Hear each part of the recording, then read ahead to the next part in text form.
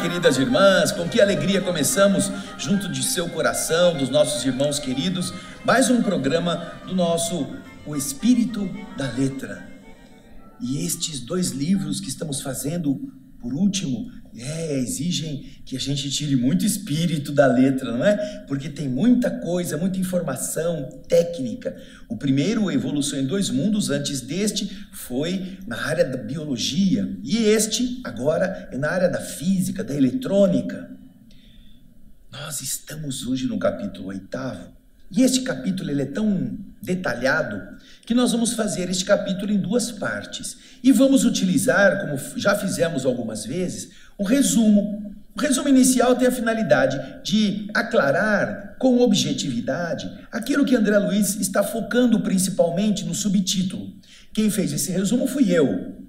Depois de a gente ler o resumo, mostrar algumas imagens referentes, aí nós vamos ler o texto original do livro que André Luiz escreveu. Com isso, as pessoas têm dito, inclusive nos comentários, que fica mais fácil de entender, porque nos primeiros momentos, quando você pega o texto assim, sem ter sido esmiuçado, a pessoa se assusta, vai, não vou entender isso nunca.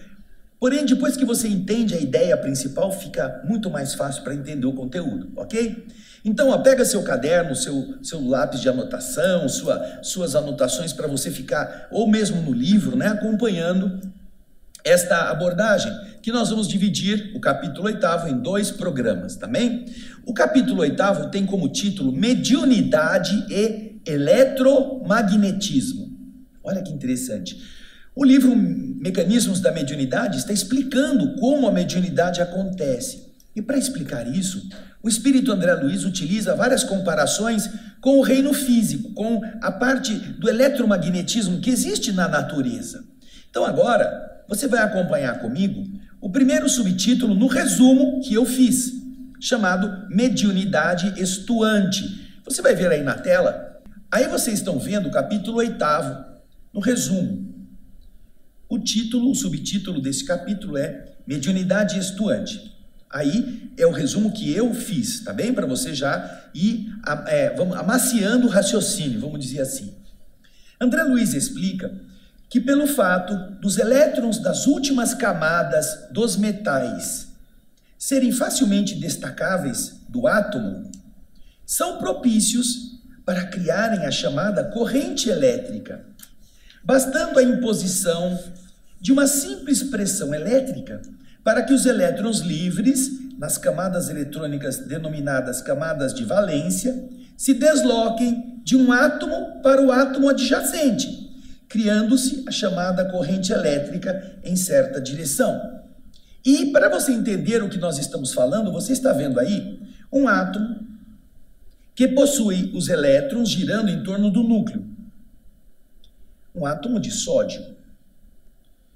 Aí você vê que a última camada, você sabe que cada camada dos átomos tem um número máximo de elétrons, segundo a teoria nos explica.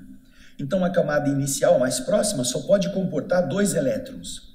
Depois a segunda camada pode ter até 8 elétrons. Quando tiver mais, ele já tem que ir para uma outra camada, que é o caso, olha. A última camada, que eles chamam camada de valência, no caso do sódio, aí você tem somente um elétron. Então os metais, eles possuem na última camada uma quantidade de elétrons que pode estar mais facilmente sendo retirada do que sendo incorporada. É mais fácil sair esse último elétron do que entrar em 7 elétrons para compor essa camada, que seriam 8 no total, não é? Então você vai ver que no slide seguinte, nós vamos entender a teoria desse elétron livre. Como está na última camada, ele está mais folgadão, né? Ele está mais assim, distante um pouco. E você vê que na imagem à direita em cima, você vê todos os núcleos reunidos, no caso de um metal, e tem sempre aquele elétronzinho que está lá, né, por fora, assim, tranquilamente. À esquerda você vê, embaixo, essa teoria do elétron livre, porque facilita o trânsito de um átomo para outro.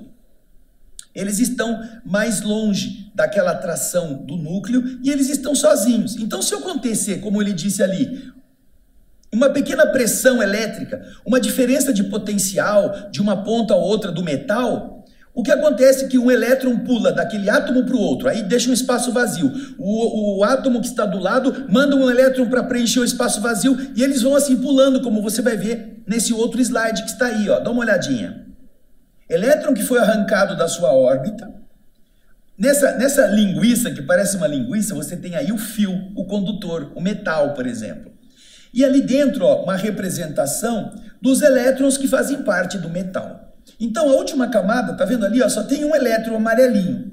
Quando aquele da ponta direita sai do elétron, o que está anterior a ele pula para compor o vazio. E assim eles vão sucessivamente entregando o seu elétron da última camada para formar aquilo que se chama de corrente elétrica.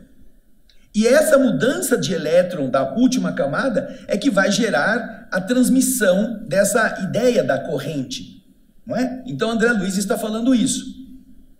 Vamos continuar na sequência do resumo.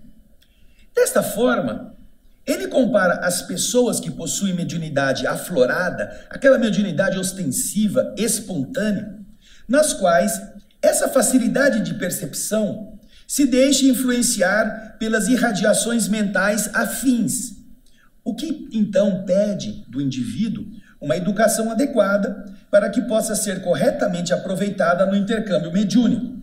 É uma das importantes constatações que André Luiz faz, porque quando o médium tem essa corrente pronta para ser abastecida, uma entidade que se aproxima pode enviar uma pequena pressão magnética para fazer a mensagem passar por ele. E se o médium não está atento, ele vai permitir que essas coisas aconteçam em qualquer lugar. Está no ônibus lá, o espírito incorpora, chamada de incorporação. A mente da entidade envia uma mensagem e o médium está como um fio elétrico desencapado. Está pronto para receber. E isso é um problema. Portanto, essa mediunidade estuante está vinculada a esse eletromagnetismo, essa transmissão de pensamento, como se fosse um fio elétrico. Mas não é bem isso, é muito mais complexo. Então, agora, depois que nós já vimos essas imagens, para você entender o que André Luiz está falando, neste pequeno resumo que eu fiz, nós vamos ler o texto original do livro. Acompanhe comigo, aí na nossa tela de leitura, o subtítulo Mediunidade Estuante. Aí está, ó. O livro é Mecanismos da Mediunidade, como está ali em cima. O capítulo 8º é Mediunidade e Eletromagnetismo. E o subtítulo é Mediunidade Estuante.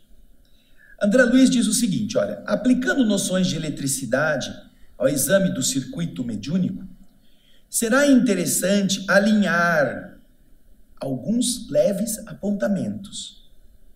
Na generalidade dos metais, principalmente no cobre, na prata, no ouro, no alumínio, os elétrons livres são facilmente destacáveis do átomo, motivo pelo qual semelhantes elementos são chamados de condutores. Isso acontece em razão desses elétrons livres serem destacáveis diante de uma aplicação, de uma imposição, de uma pressão elétrica.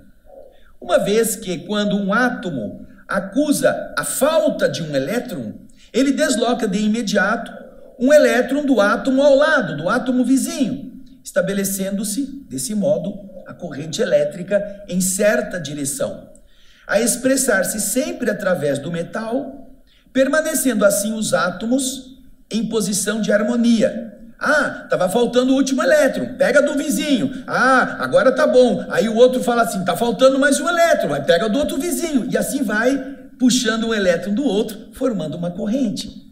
Olha que interessante. Nós já vimos as imagens para você entender.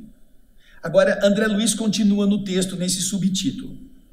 Aqui temos a imagem daquelas criaturas dotadas de mediunidade estuante, abundante, facilmente perceptível e espontânea, nas quais a sensibilidade psíquica se deixa penetrar, traspassar naturalmente pelas irradiações mentais afins, reclamando ou exigindo educação adequada para o justo aproveitamento daqueles recursos de que elas são portadoras. Então não é porque a pessoa tem facilidade de sentir a presença espiritual amiga ou não, que ela vai permitir que isso aconteça e ela não tenha domínio de si mesma. É muito comum chegar gente na casa espírita, trazida por pessoas da família ou por amigos, que dizem assim, nossa, ele não é uma pilha viva, ele onde ele está, as entidades estão falando. Ele não se controla e às vezes não entende, porque às vezes ele pensa que é ele que está falando, mas ele não sente que é ele, tem alguém por perto. Então, o desconhecimento não é maldade.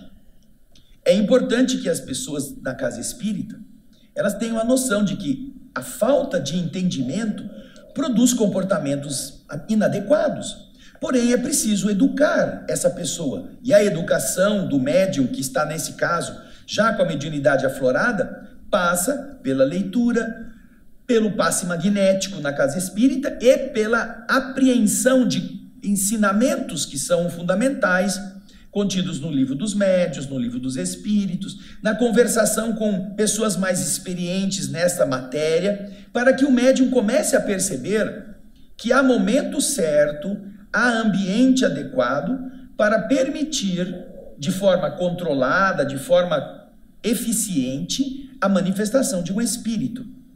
Não é porque ele tem facilidade que ele vai ser uma boa ferramenta. Não. Ele precisa estar em condições de sentir e permitir a sintonia no momento certo de entidades que sejam adequadas, porque fora da casa espírita, e é importante que a gente lembre disso, o que nós vamos encontrar é um mundo.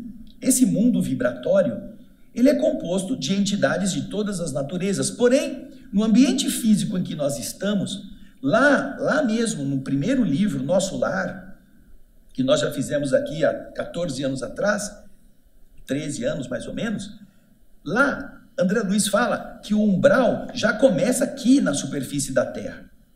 Então, quando você tem percepção mais avantajada, mais abundante, e você não tem esse equilíbrio mental, esse equilíbrio de sintonia, você não sabe como funciona, quem vai se aproximar de nós nas nossas horas de irritação, nos nossos momentos de descontração, na nossa maneira de ser muito descompromissada, são entidades afinizadas com isto.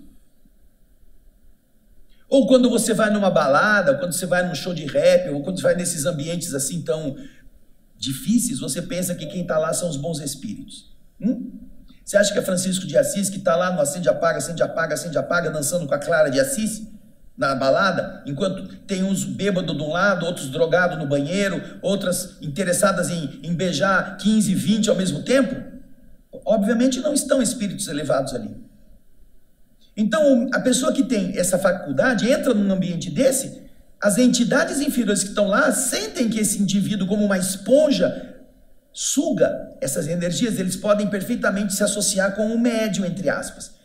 E o cara sai dali carregado de entidades, se sentindo mal, passando mal, vomitando, sem ter bebido, inclusive. Por quê? Porque ele foi num ambiente sem entender como funciona. Não é que uma pessoa não possa ir nesses lugares, adequadamente não deveria ir, né? Porém, se a pessoa vai, existem métodos, existem maneiras mentais que quando você aprende, você entra, não se sintoniza com as vibrações pesadas do ambiente e você consegue sair dali sem carregar muitos miasmas daquele lugar, nem muitos espíritos. Mas é preciso conhecer isso.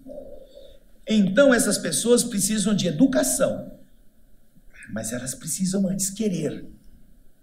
Porque geralmente os médiuns gostam de ser o centro das atenções, porque ele teve um transe e todo mundo ficou preocupado. Mas ele não gosta de entrar na linha. Ele gosta de ser a estrela no picadeiro, o palhaço do circo. Mas ele não gosta de ser uma pessoa educada que se equilibre, porque aí ele vai impedir que essas aberrações aconteçam.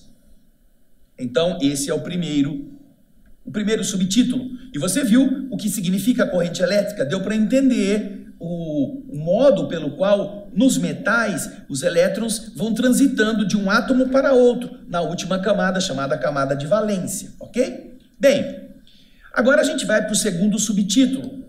O segundo subtítulo leva essa expressão, corrente elétrica, como o assunto principal. E também nós apresentamos um resumo, para que você possa entender o conteúdo principal antes de nós fazermos a leitura do texto original. Vamos lá? Vamos ao resumo. Corrente elétrica. Aqui, neste subtítulo, o autor explica a ligação da eletricidade com o magnetismo, organizando um campo magnético ao redor do centro magnético, que é o tal ímã, sempre na orientação norte-sul. Informa que a corrente elétrica é a fonte do magnetismo, tanto na Terra quanto no plano espiritual. Afirma que a corrente mental, a nossa corrente mental, olha só que importante isso, é de natureza elétrica, apesar de ela ser menos mensurável no plano físico.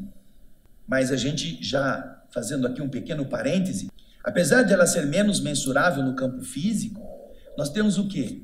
Nós temos o eletroencefalograma, não é? O que é eletroencefalograma? É um gráfico que mostra as oscilações elétricas do cérebro. Já é um exame até comum. Tem o eletrocardiograma, que é do coração, e tem o eletroencefalograma, que é justamente a percepção elétrica do encéfalo. Então, apesar de ser muito tênue, a corrente elétrica pode ser mensurável agora com aparelhos mais avançados, dentro do nosso pensamento, do nosso cérebro. Então você vê que também nesta área, André Luiz já está informando que nossa energia mental é elétrica. Nós temos uma referência elétrica.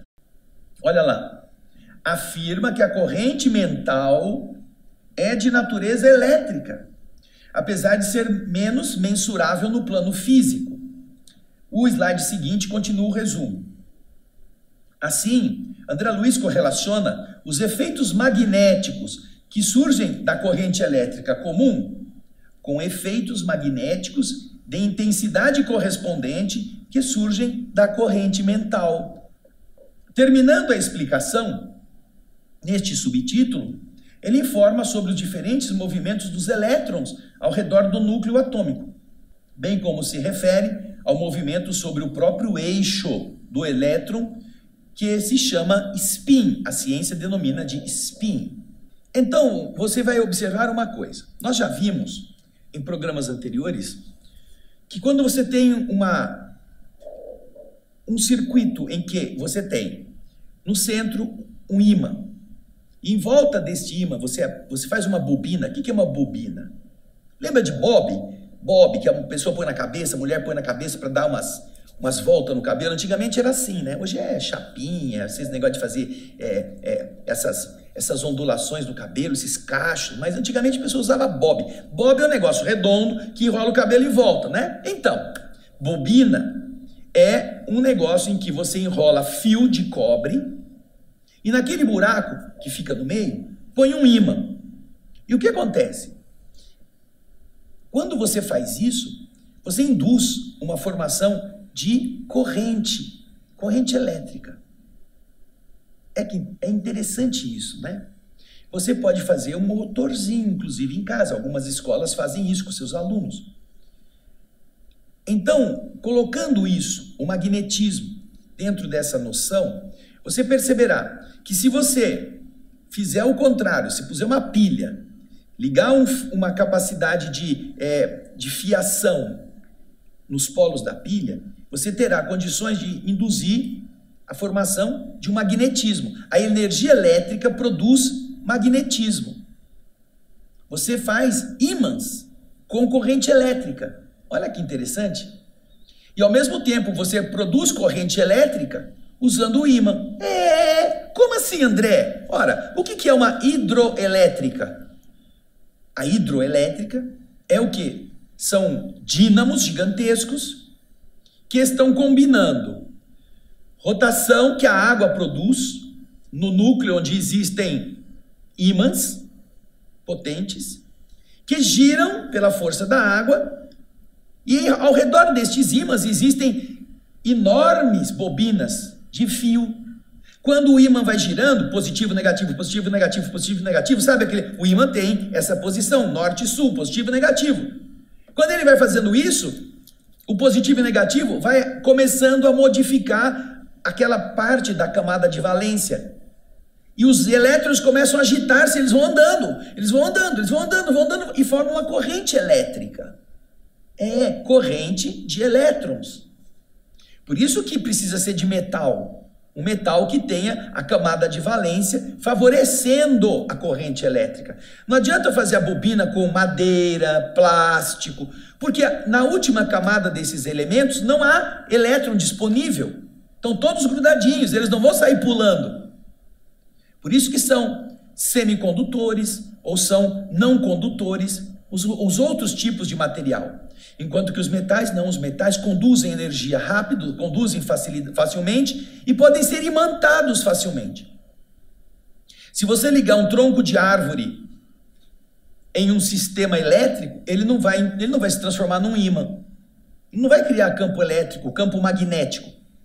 Mas se você puser um pedaço de aço e induzir energia elétrica, ele vai gerar em torno dele magnetismo, que são os chamados eletroímãs. E ele vai atrair outros metais, gruda nele enquanto está ligado. Quando desliga, tudo cai, porque ele perde essa capacidade. Mas quando está ligado, ele gera magnetismo. E André Luiz está explicando então nesse segundo subtítulo, que nossa mente, nosso circuito mental é de natureza elétrica. Ora, se é de natureza elétrica, produz magnetismo também dentro, quando ela está atuando. Só que é mais diferente, é um pouco diferente da corrente elétrica comum, mas é o mesmo princípio. Olha que interessante. Então agora nós vamos ler o que André Luiz falou neste subtítulo, diretamente no livro Mecanismos da Mediunidade. Acompanhe aí na tela os slides que falam desse subtítulo. Corrente elétrica. Para que se faça mais clareza em nosso tema, é indispensável incluir o magnetismo de modo mais profundo em nossas observações iniciais. Sempre que nos referimos ao estudo de campos magnéticos, o ímã é recordado para um marco inicial de qualquer anotação. É importante o ímã. Nele encontramos um elemento com a propriedade de atrair limalhas de ferro ou de aço e que, com liberdade de girar ao redor de um eixo, assume posição definida relativamente ao meridiano geográfico, voltando invariavelmente, voltando sempre à mesma extremidade para o polo norte do planeta. Quando você tem o ímã, todos os elementos que eventualmente estão em volta deste ímã estarão conectados, obedecendo essas linhas de força, indicando o polo norte. Estabelecendo algumas ideias com respeito ao assunto, consignaremos que a corrente elétrica é a fonte do magnetismo, até agora para nós conhecida na Terra e no plano espiritual. A corrente elétrica é a fonte do magnetismo. Não existe corrente elétrica sem magnetismo. E ao mesmo tempo, quando você põe o magnetismo em ação, você pode produzir uma corrente elétrica. Olha que legal isso. A maior parte das pessoas não consegue entender. Mas essa é a natureza. Nessa mesma condição, diz André Luiz, entendemos que a corrente mental, que também é corrente de natureza elétrica, embora menos mensurável na esfera física, e em torno, portanto, da corrente elétrica, através desse ou daquele condutor, surgem efeitos magnéticos de intensidade correspondente à da corrente. E sempre que nos proponhamos a produção de tais efeitos, é necessário recorrer ao apoio da corrente referida. Quer obter efeitos magnéticos, você precisa da corrente elétrica. Aí ele continua explicando. Sabemos, no entanto, que a eletricidade vibra em todos os compartimentos do mundo infinitamente pequeno. Em tudo tem energia elétrica, tem eletricidade. Em cálculo aproximado, e aí ele vai começar a dar uns detalhes técnicos para os que são aficionados em física, em eletrônica, em eletricidade. Aí está citando cargas dos elétrons. Ele está dizendo, olha, em cálculo aproximado, não ignoramos ou sabemos que um elétron transporta consigo uma carga elétrica de 1,6 vezes 10 elevado a menos 19 coulombs, que é a medida dessa carga elétrica. É muito pequenininha essa carga elétrica. Mas todos os elétrons têm essa carga. Além do movimento de translação, que é o que faz o elétron girar em torno do núcleo, ou movimento de saltos, em que ele sai, quando ele recebe uma energia, ele pula para a camada mais externa, em derredor do núcleo, os elétrons se caracterizam igualmente por um determinado movimento de rotação sobre seu próprio eixo. Se podemos nos referir desse modo às partículas que exprimem isto, produzindo os efeitos conhecidos por spins. Spins. Então, o elétron gira em torno do núcleo, o elétron, quando recebe estímulo, ele pula para a camada mais externa, mas ao mesmo tempo, isso acontece, isso é que nem a Terra. A Terra não gira em torno do Sol? Nós não temos Marte, que gira mais longe um pouco? Nós temos Júpiter, Saturno, que estão girando cada vez mais longe, seriam semelhantes às camadas do elétron, do átomo, aliás. Então, existem aqueles elétrons que estão girando ao redor do seu núcleo. Então, tem esse movimento de girar, depois tem o movimento em que ele pode saltar de uma camada para outra, como se a Terra, recebendo energia, fosse impulsionada para estar na órbita em que está Marte, por exemplo. Mas tem um outro movimento, o movimento dele em torno dele mesmo. A Terra gira em torno de si, não é mesmo? Tem dia e noite, dia e noite, dia e noite, porque tem a rotação. Então ele está dizendo que os elétrons também têm rotação em torno do próprio eixo. E se nós vimos que, se você girar pela força da água, o dínamo de uma hidrelétrica, você vai induzir uma corrente elétrica numa determinada direção. Se você inverter o dínamo, girando no sentido oposto, a corrente elétrica vai girar no sentido oposto. Que legal! Então ele está falando que esse movimento conhecido por spin também faz parte do processo de gerar magnetismo na corrente mental. Os elétrons mentais, eles têm essa característica.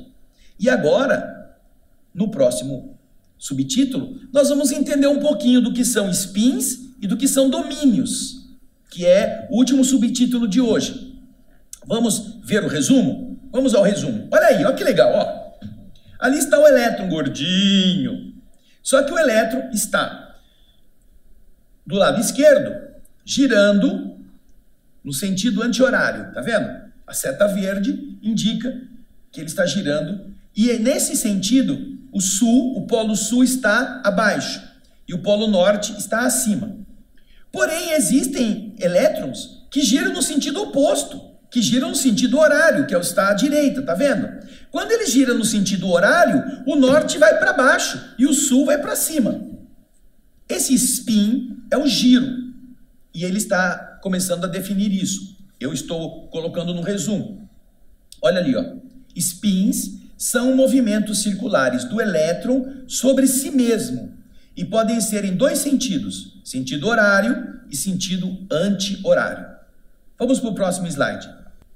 Os elétrons se comportam como um ímã em função da sua rotação no sentido horário ou anti-horário. Tá vendo ali, ó? Novamente, do lado esquerdo você tem o mais e do lado direito você tem o menos, quando o spin é negativo, porque o norte está para baixo.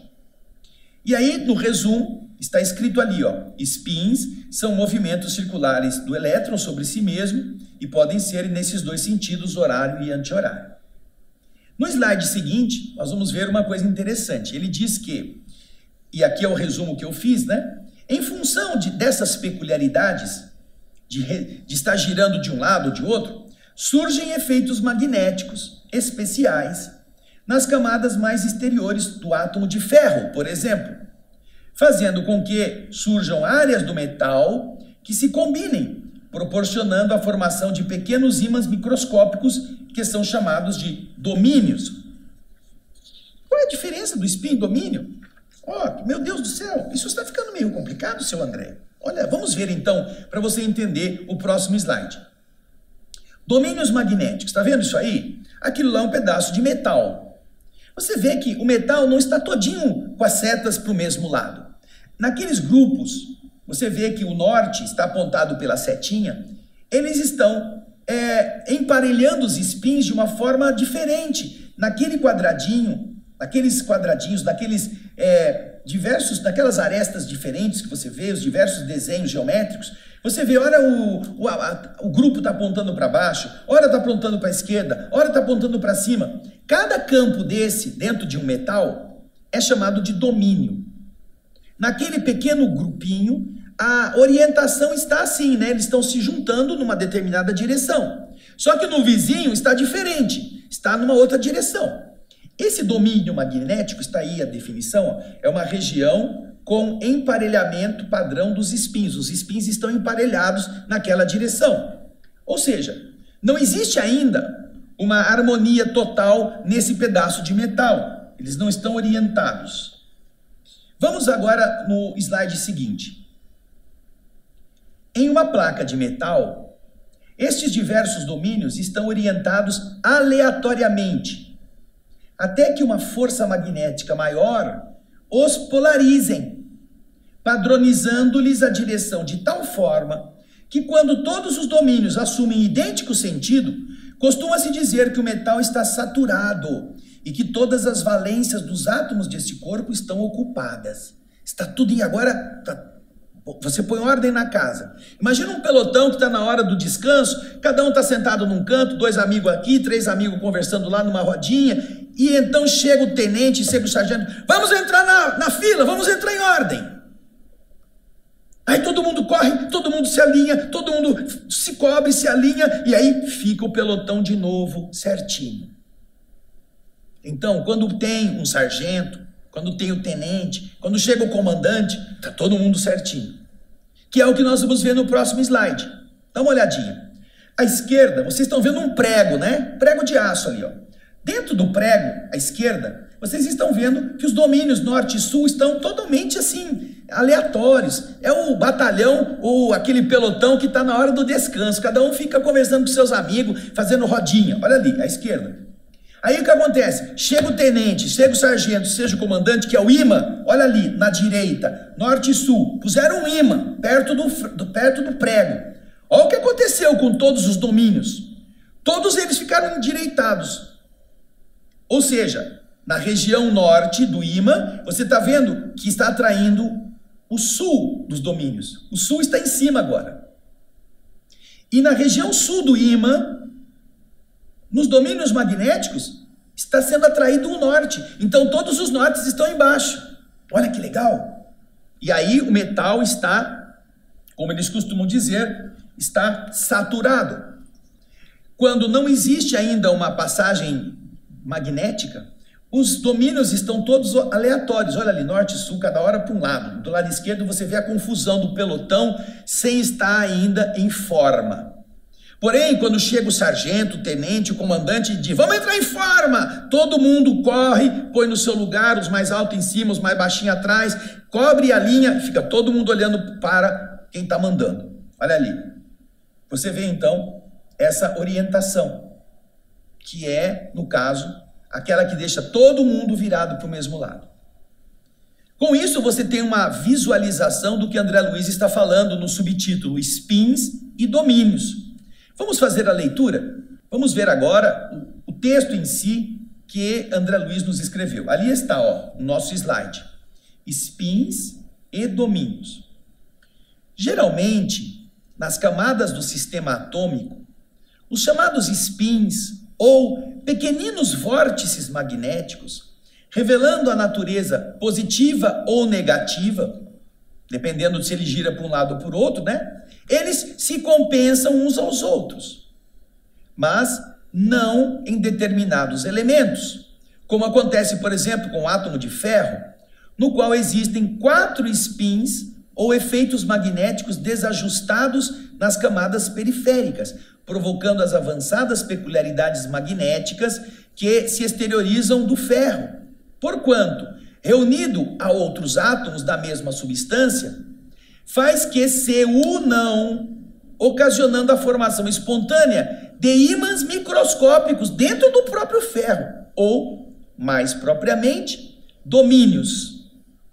Esses domínios se expressam de maneira irregular ou desordenada, guardando, porém, a tendência de se alinharem, como, por exemplo, no mesmo átomo de ferro a que nos reportamos.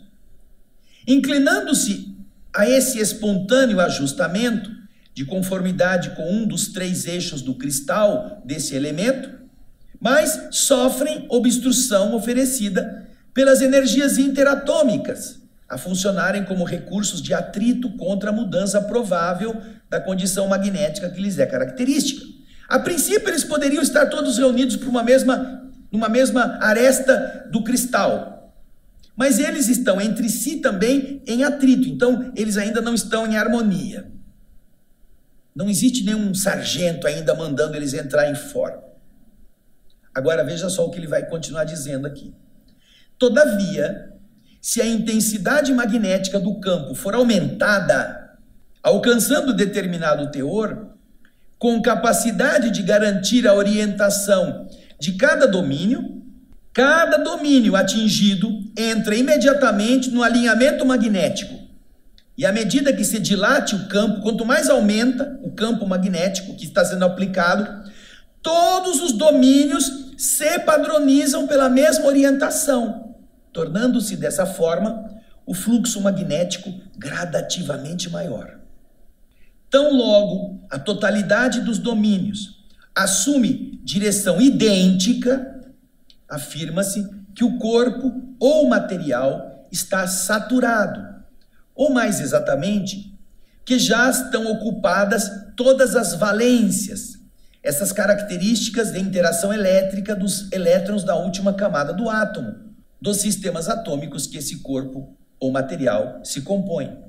Então é uma característica nesse subtítulo bastante interessante em relação à orientação magnética dos elétrons, que a princípio estão ali meio jogados, formando pequenos grupinhos, como se fosse um pelotão que na hora da folga está cada um sentado sozinho ou com seus amigos, fazendo rodinhas, contando piada, fumando, fazendo coisas. Eles não estão, eles fazem parte do mesmo pelotão, mas não estão em harmonização naquele momento.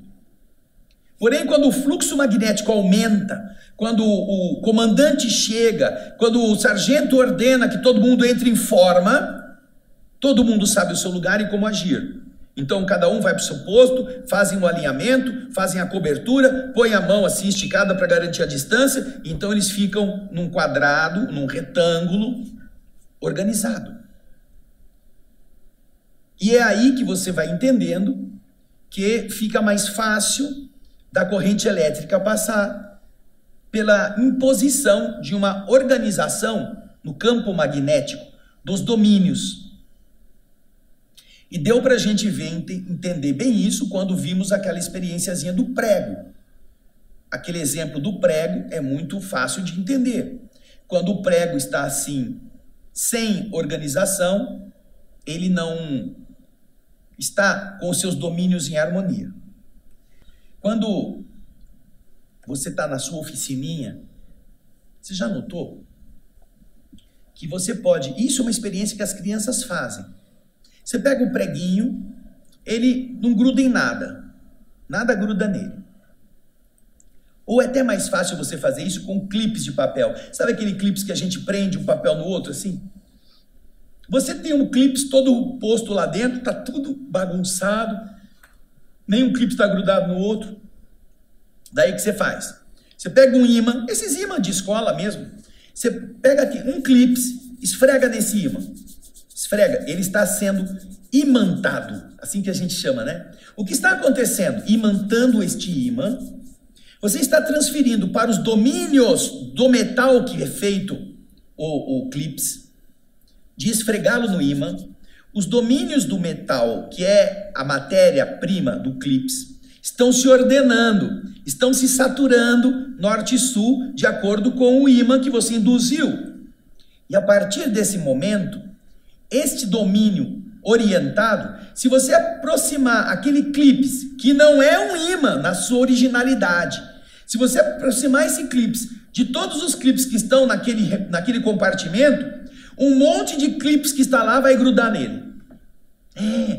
Ele fica imantado. Eu tenho um amigo, que aliás é companheiro nosso aqui da equipe, que adora mexer com máquina, com oficininha. Ele tem um conjunto de chaves de fenda, chave Allen, chave Phillips, aquela chave Phillips que tem quatro ranhuras para você pôr no parafuso, que você compra essa chave, na ponta dela, ela já está imantada. Por quê? Porque quando você puser o parafuso encaixado ali, ele não cai. Porque a ponta imantada atrai o parafuso. Aí fica fácil de você ficar apertando. Não precisa ficar segurando o parafusinho e depois apertar até ele pegar a rosca. Não precisa. Já está imantado. Então, é muito mais prático você lidar com ferramentas que estejam imantadas. Daí seria importante você entender essa característica. Alguns metais podem ficar com o domínio tão bem orientado que eles guardam, por um tempo, a imantação. Depois de você deixar o ímã, que agora é o seu clips, dentro do recipiente com os outros clips, ele vai perdendo de novo a imantação e aí ele não gruda mais com ninguém. Aí você tem que tirá-lo de lá, pegar o ímã de novo, esfregar e aí ele volta a ser imantado. Porque os domínios, depois de um certo tempo, se perdem. Aquela energia, o sargento saiu de perto, é que nem professor saindo da sala. Quando o professor está em sala, está todo mundo sentadinho, todo mundo certinho. Aí o professor vai tomar água, sai da sala, vira uma zona, uma bagunça, um joga papel no outro, outro vira para trás, começa a conversar. É mais ou menos isso, o efeito do magnetismo. Nesses domínios, quando eles estão orientados, quando o metal se diz saturado, isso é fácil de você transferir para outro metal. Olha que legal. E ele vai fazer uma referência à questão da mediunidade. Só que essa referência a gente vai ver só no outro programa. No outro programa, na semana que vem, você já pode terminar de ler o capítulo. Mas semana que vem nós vamos dar continuidade e vamos terminar o capítulo 8º, que vai falar sobre o eletromagnetismo e a mediunidade, tá bom? Eu espero que você esteja interessado em aprender essas coisas, porque tem uma ligação muito grande com as percepções mediúnicas. E eu gostaria muito que você também enviasse o nosso link para os seus amigos, porque eles também não sabem, às vezes, que a gente está fazendo esse programa. Então, se você manda o link, se você fala do nosso programa, é como se você fosse o imã e está ajudando outros a ficarem organizados com seus domínios na direção de André Luiz e do Mecanismos da Mediunidade. Eu espero você na próxima semana. Vai lendo o livro, tá? Semana que vem a gente vai terminar esse capítulo 8º. Um grande abraço, obrigado pelas suas manifestações, pelas suas mensagens, por aquilo que você tem demonstrado tão interesse naquilo que André Luiz está nos ensinando. Eu espero você no próximo O Espírito da Letra. Até lá e muita paz.